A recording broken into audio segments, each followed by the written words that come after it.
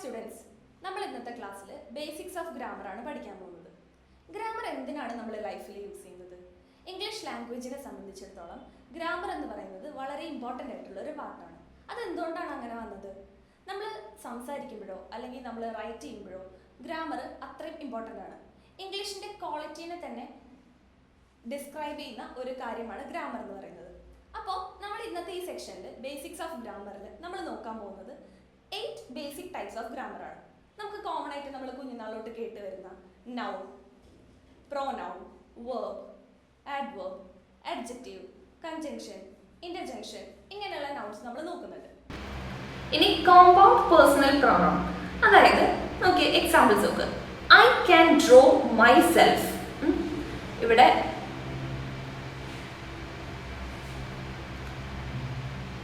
Compound ആയിട്ട് വരുന്ന ഒരു വേർഡാണ് my self.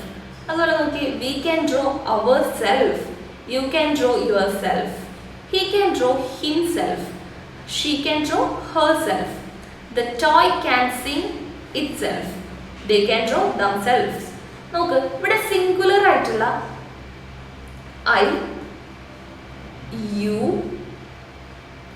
He, she, it ഇത്രയുടെ കൂടെ നമ്മൾ സെൽഫ്, സിംഗുലർ ആയിട്ടുള്ള സെൽഫ് എന്നും വി, ദേ എന്നുള്ളതിന്റെ കൂടെ നമ്മൾ എന്ത് ഉപയോഗിക്കുന്നു? സെൽഫ്സ് എന്നും ഉപയോഗിക്കുന്നു.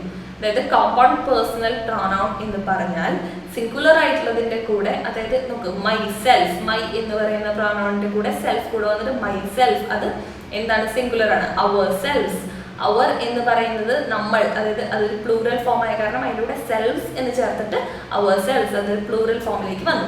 അങ്ങനെ ഒബ്ജക്റ്റിന്റെ സൈഡിൽ ഇങ്ങനെ വരുന്നതാണ് എന്ത്? Compound personal pronoun. അടുത്തത് കോമ്പൗണ്ട് പേഴ്സണൽ പ്രോനൗൺ രണ്ട് ടൈപ്പിലുണ്ട്. സബ്ജക്റ്റിനെ ഫോക്കസ് ചെയ്യുന്നതുമുണ്ട്, അല്ലാണ്ട് നൗണിനെ അല്ലെങ്കിൽ പ്രോനൗണിനെ ഫോക്കസ് ചെയ്യുന്നതുമുണ്ട്. സബ്ജക്റ്റിനെ ഫോക്കസ് ചെയ്യുന്ന നോക്കിയേ, ഹി വിൽ ഡു ഹിംസെൽഫ്, അവൻ തന്നെ ചെയ്യും. അവിടെ ഹി വിൽ ഡു ഹിംസെൽഫ് എന്ന് പറയുന്നത് സബ്ജക്റ്റിനെ ഫോക്കസ് ചെയ്ത് വരുന്നതാണ്. അതിനെ റിഫ്ലെക്സീവ് കോമ്പൗണ്ട് പേഴ്സണൽ പ്രോനൗൺ എന്ന് പറയും. ഇനി എംഫറ്റിക് കോമ്പൗണ്ട് പേഴ്സണൽ പ്രോനൗൺ നോക്കിയേ, ഫോക്കസ് ഓൺ നൗൺ അല്ലെങ്കിൽ പ്രോനൗൺ. ഇവിടെ നൗൺ ആയിട്ടുള്ള അല്ലെങ്കിൽ പ്രോനൗൺ ആയിട്ടുള്ള ഹി എന്നതിനെ ഫോക്കസ് ചെയ്തിട്ടാണ് ഈ ഹിംസെൽഫ് വരുന്നത്. കണ്ടോ, ഹിംസെൽഫ് വരുന്നത് എവിടെയാണ്? ഹി കഴിഞ്ഞ് തൊട്ടടുത്താണ് വരുന്നത്. ഇവിടെയോ ഹിംസെൽഫ് വരുന്നത് ഒബ്ജക്റ്റിന്റെ പൊസിഷനിലാണ്. ഇത് സബ്ജക്റ്റിനെ ഫോക്കസ് ചെയ്ത് ഒബ്ജക്റ്റിന്റെ പൊസിഷനിലാണ് വരുന്നത്. ഇവിടെ നൗണിനെ അല്ലെങ്കിൽ പ്രോനൗണിനെ ഫോക്കസ് ചെയ്ത് അതിന്റെ തൊട്ടടുത്ത് തന്നെയാണ് ഹിംസെൽഫ് വരുന്നത്. അങ്ങനെ തൊട്ടടുത്ത് വരുന്നത് എംഫറ്റിക് കോമ്പൗണ്ട് പേഴ്സണൽ പ്രോനൗണും, അല്ലാണ്ട് ഒബ്ജക്റ്റിന്റെ സൈഡിൽ സബ്ജക്റ്റിനെ ഫോക്കസ് ചെയ്ത് വരുന്നത് കോമ്പൗണ്ട് പേഴ്സണൽ പ്രോനൗൺസുമാണ്. അടുത്തത് ഡെമോൺസ്ട്രേറ്റീവ് പ്രോനൗൺ. ഡെമോൺസ്ട്രേറ്റീവ് പ്രോനൗൺ എന്ന് വെച്ച് കഴിഞ്ഞാൽ ഒരു ഒബ്ജക്റ്റിനെ പോയിന്റ് ഔട്ട് ചെയ്യുന്ന പ്രോനൗണുകളാണ് ഡെമോൺസ്ട്രേറ്റീവ് പ്രോനൗൺ എന്ന് പറയുന്നത്. ഫോർ എക്സാമ്പിൾ നോക്കിയേ, ദിസ് ഇസ് എ കൗ. ആ കൗവിനെ പോയിന്റ് ചെയ്യാണ്, ഇതൊരു കൗ ആണ് എന്ന്. ആ കൗവിനെ ഇത് എന്ന് പറഞ്ഞ് പോയിന്റ് ഔട്ട് ചെയ്യുന്നതാണ് ദിസ് എന്ന് പറയുന്നത്. അപ്പൊ അവിടെ ദിസ് എന്നത് എന്താണ്? ഒരു ഡെമോൺസ്ട്രേറ്റീവ് പ്രോനൗൺ ആണ്. ദോസ് ആർ ചിൽഡ്രൻ, അവര് കുട്ടികളാണ്, അവർ എന്ന് പറഞ്ഞ് അവരെ സ്ട്രെസ് ചെയ്യുന്നതാണ് എന്ത്? അതുകൊണ്ട് ദോസ് അവിടെ ഡെമോൺസ്ട്രേറ്റീവ് പ്രോനൗൺ ആണ്. നമുക്ക് ദാറ്റ് ഇസ് മൈ ബുക്ക്. ഇവിടെ ദാറ്റ് ബുക്കിനെ ഡിസ്ക്രൈബ് ചെയ്യല്ല, ബുക്കിനെ പോയിന്റ് ഔട്ട് ചെയ്യാണ് ദാറ്റ് എന്ന് പറയുന്ന ഒരു വാക്കുണ്ട്. അപ്പോൾ അതെന്തായി? ഒരു ഡെമോൺസ്ട്രേറ്റീവ് പ്രോനൗൺ ആയി. ദീസ് ആർ മൈ പെൻസിൽസ്, ഇതൊക്കെ എൻ്റെ പെൻസിൽസ് ആണ്. അവിടെ ദീസിനെ പോയിന്റ് ഔട്ട് ചെയ്യുന്നത്, പെൻസിൽസിനെ പോയിന്റ് ഔട്ട് ചെയ്യാണ് ദീസ് എന്ന വാക്കുകൊണ്ട്. അപ്പോൾ അതെന്തായി?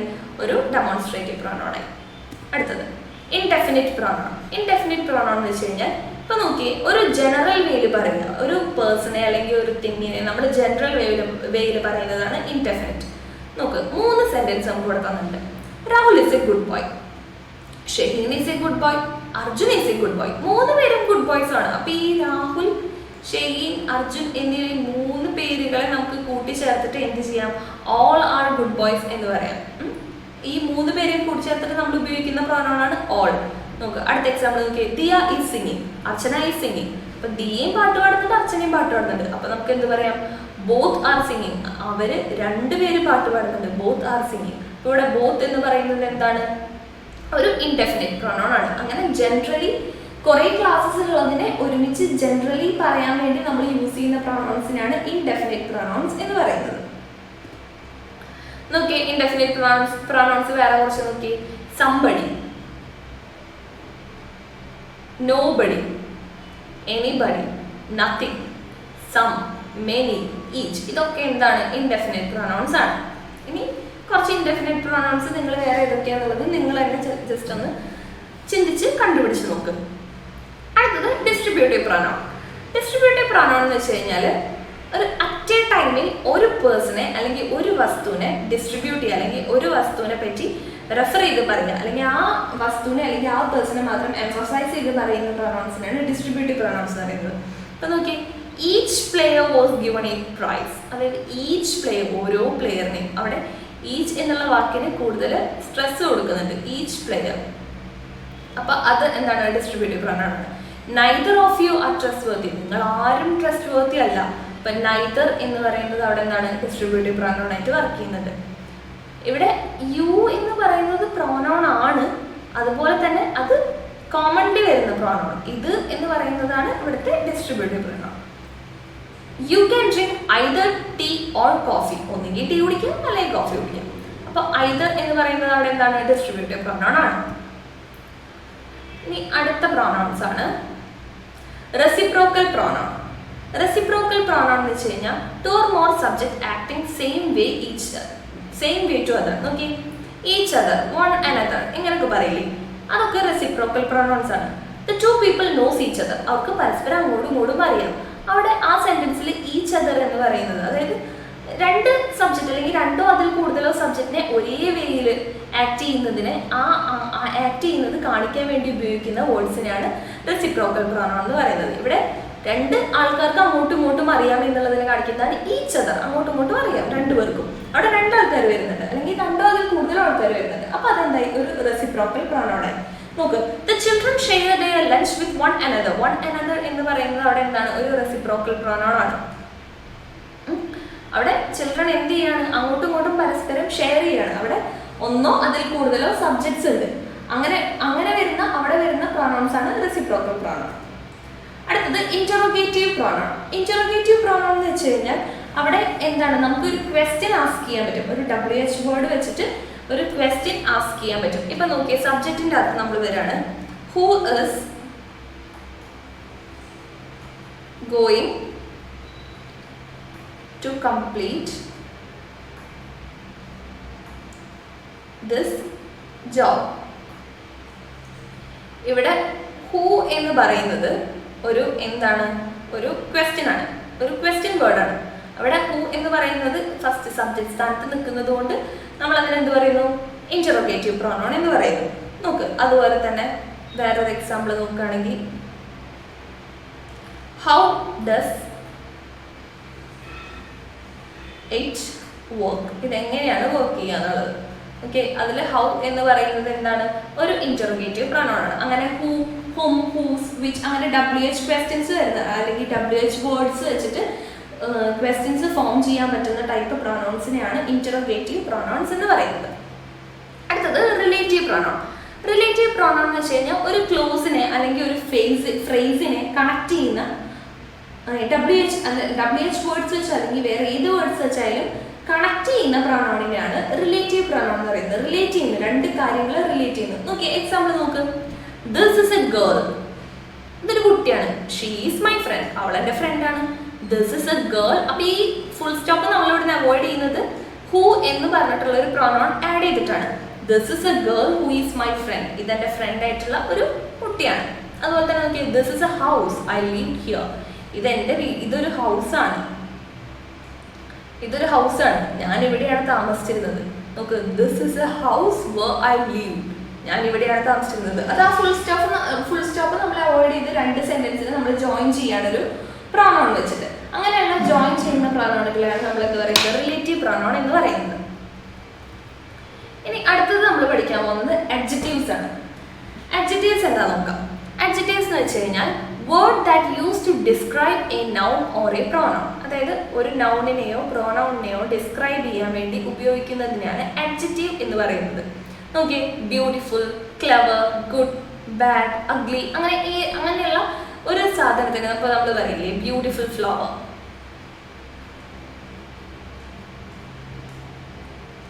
എക്സലന്റ് പെൻ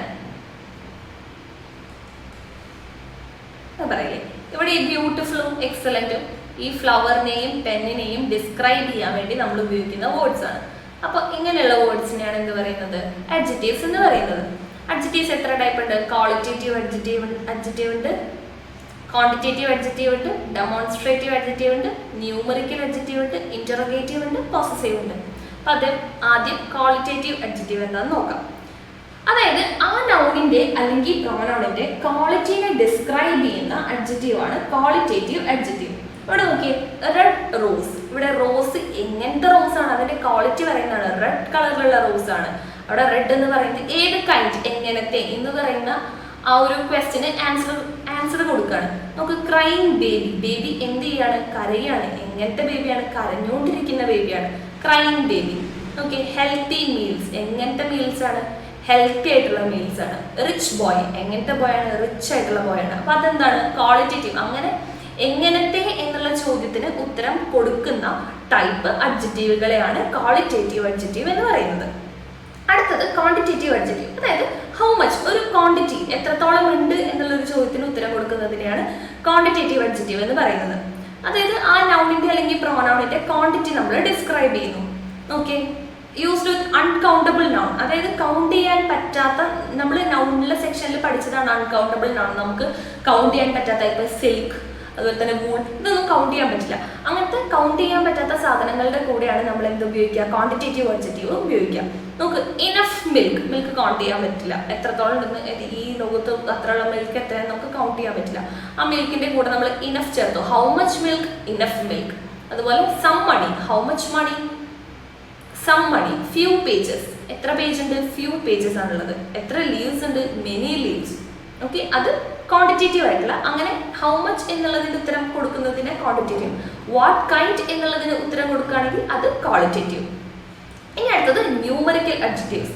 ന്യൂമറിക്കൽ അഡ്ജക്റ്റീവ് എന്ന് വെച്ച് കഴിഞ്ഞാൽ ആ കറക്റ്റ് എമൗണ്ട് നമ്മൾ പറയണം. അതായത് ന്യൂമറിക്കൽ എന്ന് പറയുമ്പോൾ തന്നെ നമുക്ക് അറിയാം അത് നമ്പേഴ്സിനായിട്ട് റിലേറ്റഡ് ആണ്. അപ്പോൾ എത്ര നമ്പേഴ്സ് ഉണ്ടെന്നുള്ളത് എക്സാക്ട് എമൗണ്ട് നമ്മൾ പറയുന്നതിനെയാണ് ന്യൂമറിക്കൽ അഡ്ജക്റ്റീവ് എന്ന് പറയുന്നത്. നമുക്ക് 3 pencils. How many pencils? 3 pencils. അവിടെ 3 എന്ന് പറയുന്നത് സ്പെസിഫിക് ആയിട്ട് നമ്മൾ പറയുന്നുണ്ട്. How many apples? 15 ആപ്പിൾസ്. അതുപോലെ ഹൗ മെനി പെൻ? 45 പെൻ. അവിടെയൊക്കെ എന്താണ് നമ്മൾ ഹൗ മെനിക്ക് ഒരു ആൻസർ കിട്ടുന്നുണ്ട്. അതിനെയാണ് ന്യൂമറിക്കൽ അഡ്ജക്റ്റീവ്സ് എന്ന് പറയുന്നത്. ഇനി അടുത്തത് ഡെമോൺസ്ട്രേറ്റീവ് അഡ്ജക്റ്റീവ്സ്. നമ്മൾ നേരത്തെ ഡെമോൺസ്ട്രേറ്റീവ് പ്രോനൗൺസ് പഠിച്ച പോലെ തന്നെ ഡെമോൺസ്ട്രേറ്റീവ് അഡ്ജക്റ്റീവ്സ് എന്താണ്? ഒരു നൗണിനെ പോയിന്റ് ഔട്ട് ചെയ്യാണ്. നോക്ക്, ദിസ് ബുക്ക്, ഈ ബുക്ക്, അങ്ങനെ ആ ബുക്കിനെ വിശേഷിപ്പിച്ച് ഇതാണ് ആ ബുക്ക് എന്ന് പറയുമ്പോൾ അവിടെ ദിസ് എന്തായി? ഒരു ഡെമോൺസ്ട്രേറ്റീവ് അഡ്ജക്റ്റീവ് ആയി. ദീസ് ആപ്പിൾസ്, ആ ആപ്പിൾസ്, ആ അത്രയും സെക്ഷനിലുള്ള ആപ്പിൾസ് എന്ന് പറയുമ്പോൾ ആ ആപ്പിൾസിനെ പോയിന്റ് ഔട്ട് ചെയ്യാണ്. അപ്പൊ അത് ദീസ് ആപ്പിൾസ്, അതായത് ആ ആപ്പിൾസിനെ കുറച്ച് ഡിസ്ക്രൈബ് ചെയ്യാണ്. അപ്പോൾ അത് ഡെമോൺസ്ട്രേറ്റീവ് അഡ്ജക്റ്റീവ് ആയി. ദാറ്റ് ബോയ്, ആ ബോയിനെ മാത്രം സ്പെസിഫൈ ചെയ്ത, ബോയ്സിന്റെ കൂട്ടത്തിൽ ആ ബോയിനെ മാത്രം സ്പെസിഫൈ ചെയ്ത് ഡിസ്ക്രൈബ് ചെയ്യാണ് ആ ബോയിനെ. അപ്പൊ എന്തായി? ദാറ്റ് ബോയ് എന്ന് പറയുന്നത് ഒരു ഡെമോൺസ്ട്രേറ്റീവ് അഡ്ജക്റ്റീവ് ആയി. അതുപോലെ തന്നെ ദാറ്റ് ചെയർ, അതും ഒരു ഡെമോൺസ്ട്രേറ്റീവ്. ദാറ്റ് എന്ന് പറഞ്ഞു വരുന്നത് കൊണ്ട് അത് ഡെമോൺസ്ട്രേറ്റീവ് അഡ്ജക്റ്റീവ് ആയി അവിടെ. അടുത്തത് interrogative adjective.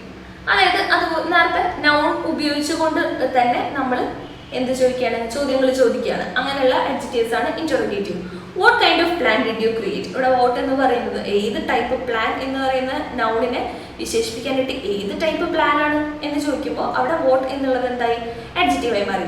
Which notebook does they show you? ഏത് നോട്ട്ബുക്കാണ് കാണിച്ചത്? അവിടെ നോട്ട്ബുക്കിനെ എക്സ്പ്ലെയിൻ ചെയ്യാൻ വേണ്ടിയിട്ട് വിച്ച് എന്ന് പറഞ്ഞിട്ടുള്ളൊരു എക്സ്പ്ലനേഷൻ നമ്മൾ കൊടുക്കുകയാണ്. ഏതാണ്? ഒരു പെർട്ടിക്കുലർ ആയിട്ടുള്ളൊരു ഒരു സാധനത്തിനെ പോയിന്റ് ഔട്ട് ചെയ്യാണ്, ഏതാണ് എന്ന് കാണിക്കുകയാണ്. അപ്പൊ അവിടെ വിച്ച് എന്ന് പറയുന്നത് ഒരു ഇന്ററോഗേറ്റീവ് അഡ്ജക്റ്റീവായി. അതുപോലെ പൊസസീവ് അഡ്ജക്റ്റീവ്. പൊസസീവ് അഡ്ജക്റ്റീവ് എന്ന് വെച്ച് കഴിഞ്ഞാൽ ഓണർഷിപ്പ് കാണിക്കുന്നതാണ് പൊസസീവ് അഡ്ജക്റ്റീവ്. ഒരാളുടെ അല്ലെങ്കിൽ എൻ്റെ അല്ലെങ്കിൽ നിന്റെ അല്ലെങ്കിൽ അവരുടെ എന്ന് സ്പെഷ്യലി പറയുന്നതിനാണ് പൊസസീവ് അഡ്ജക്റ്റീവ് എന്ന് പറയുന്നത്. ഇപ്പൊ നോക്കി, ഹിസ് ക്യാപ്, അവന്റെ തൊപ്പി, ഒരു സ്പെസിഫിക് ആയിട്ട് പറയുകയാണ്, അത് അവന്റെ എന്ന് പറയാണ്. അപ്പൊ അതെന്തായി? ഒരു പൊസസീവ് അഡ്ജക്റ്റീവായി. ഹെർ ഡോൾ, അവളുടെ പാവ, ഹെർ എന്നൊരു സ്പെസിഫിക് ആയിട്ട് പറയുമ്പോൾ അത് പൊസസീവ് അഡ്ജക്റ്റീവായി. മൈ പെൻസിൽ, എൻ്റെ പെൻസിലാണ്. അപ്പൊ മൈ അതുപോലെ തന്നെ their, ഇതൊക്കെ എന്താണ് പോസസീവ് അഡ്ജക്റ്റീവ്സ് ആണ്. അപ്പോൾ ഇത്രയുമാണ് പോസസീവ് അഡ്ജക്റ്റീവ്സ് ഉള്ളത്. അപ്പോൾ നമുക്ക് ആദ്യം തൊട്ടൊന്നും കൂടെ നോക്കാം. നൗൺ ആദ്യം നമ്മൾ പഠിച്ചത് നൗൺ ആണ്. നൗൺ എന്ന് വെച്ച് കഴിഞ്ഞാൽ നെയിമിംഗ് വേർഡ്. അത് ഏതൊക്കെ ടൈപ്പ് ഉണ്ട്? കൗണ്ടബിൾ നൗൺ ഉണ്ട്, കൗണ്ട് ചെയ്യാൻ പറ്റുന്നത്. അൺകൗണ്ടബിൾ നൗൺ ഉണ്ട്, കൗണ്ട് ചെയ്യാൻ പറ്റാത്തത്. പ്രോപ്പർ നൗൺ ഉണ്ട്, ഒരു പെർട്ടിക്കുലർ പ്ലേസിന്റെ തിങ്ങിന്റെ ഒരു സ്പെസിഫിക് ആയിട്ടുള്ള പേര് കൊടുക്കുന്നത്. കോമൺ നൗൺ ഉണ്ട്, കോമൺ ആയിട്ട് എല്ലാവരെയും കൂടെ പറയുന്നത്. അതുപോലെ മെറ്റീരിയൽ നൗൺ ഉണ്ട്. മെറ്റീരിയൽ നൗൺ എന്ന് വെച്ച് കഴിഞ്ഞാൽ നമുക്ക് കാണാനോ ടച്ച് ചെയ്യാനോ സ്മെൽ ചെയ്യാനോ കേൾക്കാനോ ടേസ്റ്റ് ചെയ്യാനോ പറ്റുന്ന നൗൺ. കളക്റ്റീവ് നൗൺ എന്ന് വെച്ച് കഴിഞ്ഞാൽ ഒരു കളക്ഷനെ സൂചിപ്പിക്കുന്നത്. അതുപോലെ തന്നെ അബ്സ്ട്രാക്ട് നൗൺ എന്ന് വെച്ച് കഴിഞ്ഞാൽ ഐഡിയാസ് അല്ലെങ്കിൽ ക്വാളിറ്റീസ് അല്ലെങ്കിൽ കണ്ടീഷൻ ഇതിനൊക്കെ വിവരിക്കുന്നത്. പ്രോപ്പർ നൗൺ നമുക്കറിയാം, കോമൺ നൗൺ നമ്മൾ പറഞ്ഞു, മെറ്റീരിയൽ നൗൺ നമ്മൾ പറഞ്ഞു, കളക്റ്റീവ് നൗൺ നമ്മൾ നോക്കി, അബ്സ്ട്രാക്ട് നൗൺ നോക്കി. അടുത്തത് പ്രോനൗൺ. പ്രോനൗൺ എന്ന് പറഞ്ഞു കഴിഞ്ഞാൽ നൗണിന് പകരമായി ഉപയോഗിക്കുന്നത്. I, you, we, she, he, it അങ്ങനെയൊക്കെ പറഞ്ഞ് ഉപയോഗിക്കുന്നത്. അത് ഏതൊക്കെ ടൈം ഉണ്ട്? പേഴ്സണൽ പ്രോനൗൺ ഉണ്ട്, കോമ്പൗണ്ട് പേഴ്സണൽ പ്രോനൗൺ ഉണ്ട്, ഡെമോൺസ്ട്രേറ്റീവ് ഉണ്ട്, ഇൻഡെഫിനിറ്റ് ഉണ്ട്, ഡിസ്ട്രിബ്യൂട്ടീവ് ഉണ്ട്, റെസിപ്രോക്കൽ ഉണ്ട്, ഇൻട്രോഗേറ്റീവ് ഉണ്ട്.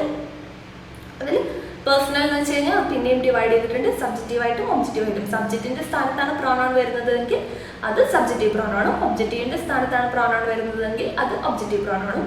അതുപോലെ തന്നെ സിംഗുലറിൽ സെൽഫും പ്ലൂറലിൽ സെൽഫ്സും വരികയാണെന്നുണ്ടെങ്കിൽ അത് കോമ്പൗണ്ട് പേഴ്സണൽ പ്രോനൗൺ. അത് തന്നെ സബ്ജക്റ്റിന്റെ സ്ഥലത്ത്, സബ്ജക്റ്റിനെ ഫോക്കസ് ചെയ്ത് ഒബ്ജക്റ്റിന്റെ സ്ഥലത്താണ് സെൽസ് വരുന്നത് എന്നുണ്ടെങ്കിൽ അത് റിഫ്ലെക്സീവും അല്ല.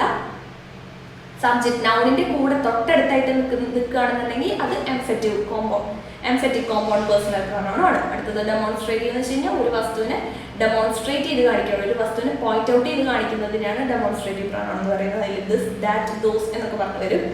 ഇൻഡെഫിനിറ്റ് പ്രോനൗൺ എന്ന് വെച്ച് കഴിഞ്ഞാൽ ഇപ്പോൾ കുറേ നൗൺസ് ഉണ്ടെങ്കിൽ ആ നൗണിനൊക്കെ സിംപിളൈസ് ചെയ്ത് ഒരൊറ്റ പ്രോനൗൺ കൊണ്ട് കാണിക്കാൻ. ഇപ്പോൾ നോക്കിയവിടെ രാഹുൽ, ഷഹീൻ അങ്ങനെ ഒരു കൂട്ട ആൾക്കാരെ കൂടെ എല്ലാവരെയും കൂടെ ഒരുമിച്ച് നമ്മൾ ഓൾ എന്ന് ചേർത്തു. ഇപ്പൊ ദിവ്യ, അർച്ചന രണ്ടുപേരെ നമ്മൾ ബോത്ത് എന്ന് വിളിച്ചു. അങ്ങനെ വരുന്ന പ്രോനൗൺസ് ആണ് ഇൻഡെഫിനിറ്റ് പ്രോനൗൺ. ഇനി അടുത്തത് ഡിസ്ട്രിബ്യൂട്ടീവ് പ്രോനൗൺ എന്ന് വെച്ച് കഴിഞ്ഞാൽ ഈച്ച്, ഐദർ, നൈദർ എന്നൊക്കെ പറഞ്ഞിട്ട് ഒരു ആളെ അല്ലെങ്കിൽ ഒരു കാര്യത്തിനെ പ്രത്യേകം റെഫർ ചെയ്ത് പറയുന്നതിനെയാണ് ഡിസ്ട്രിബ്യൂട്ടീവ് പ്രോനൗൺ എന്ന് പറയുന്നത്.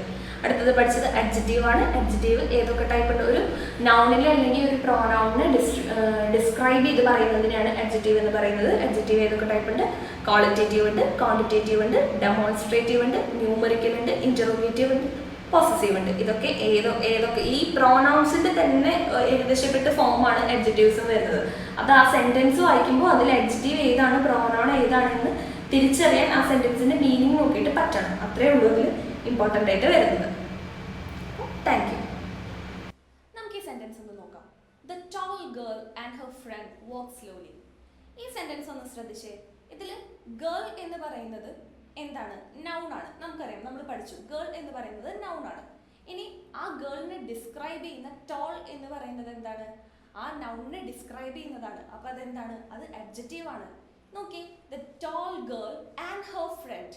അവിടെ ആൻഡ് എന്ന് പറയുന്നത് ഗേളിനെയും ഫ്രണ്ടിനെയും കൂട്ടിയോജിപ്പിക്കുന്ന ഒരു കാര്യമാണ്. The toll girl and her front. അവിടെ ആൻഡ് എന്ന് പറയുന്നത് അപ്പം എന്താണ്? അതൊരു കൺജങ്ഷൻ ആണ്. പിന്നെ ആ സെന്റൻസ് ബാക്കി നോക്ക്. The toll girl and her front walk slowly. എങ്ങനെയാണ് അവരെന്താണ് ചെയ്തുകൊണ്ടിരുന്നത്? അവർ നടക്കുകയാണ് ചെയ്തിരുന്നത്. അപ്പൊ അവിടെ വാക്ക് എന്ന് പറയുന്നത് എന്താണ്? അത് അവിടുത്തെ വേർബാണ്. വാക്ക് സ്ലോലി. അവരെങ്ങനെയാണ് നടന്നിരുന്നത്? അവർ ഭയങ്കര പതുക്കെയാണ് നടന്നിരുന്നത്. അപ്പോൾ സ്ലോലി എന്ന് പറയുന്നത് എന്താണ്? വേർബിനെ ഡിസ്ക്രൈബ് ചെയ്യാണ്. അപ്പൊ അതെന്തായി? ആഡ്വേർബ് ആണ്. അപ്പോൾ നമ്മൾ ഇന്നത്തെ ക്ലാസ്സിലൂടെ നമുക്ക് എന്ത് മനസ്സിലായി? നൗൺ എന്താണ്, അതുപോലെ തന്നെ പ്രിപ്പോസിഷൻ എന്താണ്, കൺജങ്ഷൻ എന്താണ്, അഡ്വേർബ് എന്താണ്, അഡ്ജക്റ്റീവ് എന്താണ് എന്നുള്ള കാര്യങ്ങളൊക്കെ നമ്മൾ പഠിച്ചു. അതുപോലെ തന്നെ ഒരു സെന്റൻസിൽ ആ സെന്റൻസിൻ്റെ അകത്തുള്ള നൗൺ, പ്രിപ്പോസിഷൻ, അഡ്ജക്റ്റീവ് ഇതൊക്കെ എങ്ങനെ കണ്ടുപിടിക്കണം എന്നും നമ്മൾ പഠിച്ചു. അപ്പോൾ കൂടുതലും നിങ്ങൾക്ക് എക്സസൈസിൽ തരുന്നതായിരിക്കും. നന്നായി പ്രാക്ടീസ് ചെയ്യാം. Thank you.